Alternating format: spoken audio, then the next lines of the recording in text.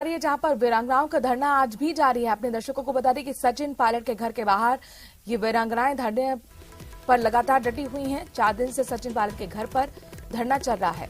10 दिन से जयपुर में वीरांगनाओं का धरना चल रहा है। इससे पहले शहीद स्मारक पर वीरांगनाओं का धरना और अब 4 दिन से सचिन पायलट के घर के बाहर।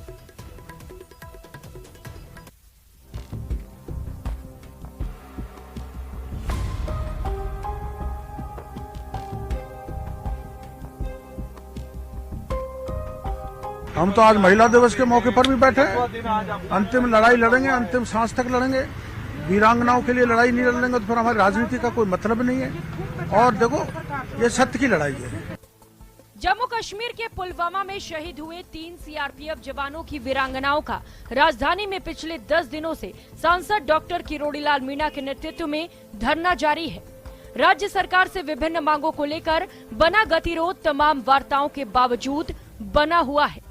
वहीं गतिरोध तोड़ने के लिए सरकार ने मंगलवार को अपने कैबिनेट मंत्रियों और आला अधिकारियों को वार्ता के लिए न्योता भेजा, लेकिन वार्ता के बाद भी सहमति नहीं बन पाई। सभी आश्वासन बेनतीजा रहे।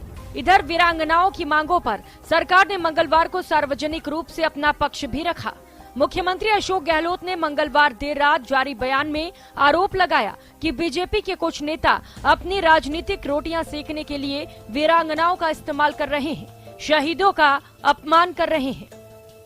मांग उनकी केवल इतनी सी है, अंत्येष्टि के अवसर पर राजस्थान सरकार के एक नहीं 3 मंत्री प्रतिनिधि पहुंचे और तीनों ने जो वादे किए थे उनको पूरा कर दो। उससे दूर रहते हुए आज भी वो मांग कर रहे हैं जो जमीन उनको दी थी उस जमीन के ऊपर कांग्रेस के लोगों ने कब्जा कर लिया। क्या सरकार का दायित्व नहीं बनता, या तो कब्जा छुड़ाए या वैकल्पिक जमीन देने का।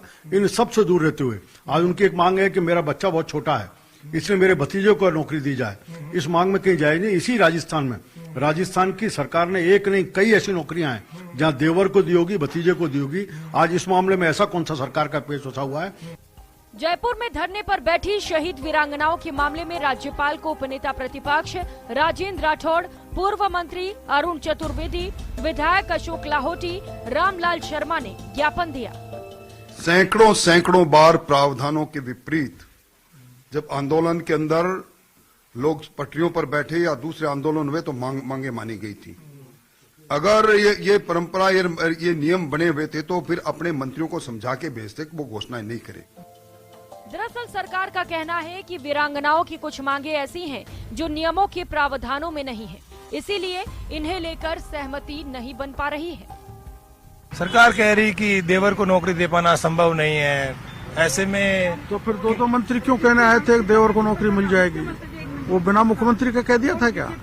और फिर जो गुर्जर आंदोलन हुआ था उसमें 13 लोगों को देवर को भी नौकरी दी, जेठ को भी दी, चाचारा भाई को भी दी, मामी के बेटे को भी दी, दूर के रिश्ते में भी दी। आप रिकॉर्ड निकाल के देख लो, 13 लोगों को नौकरी दी।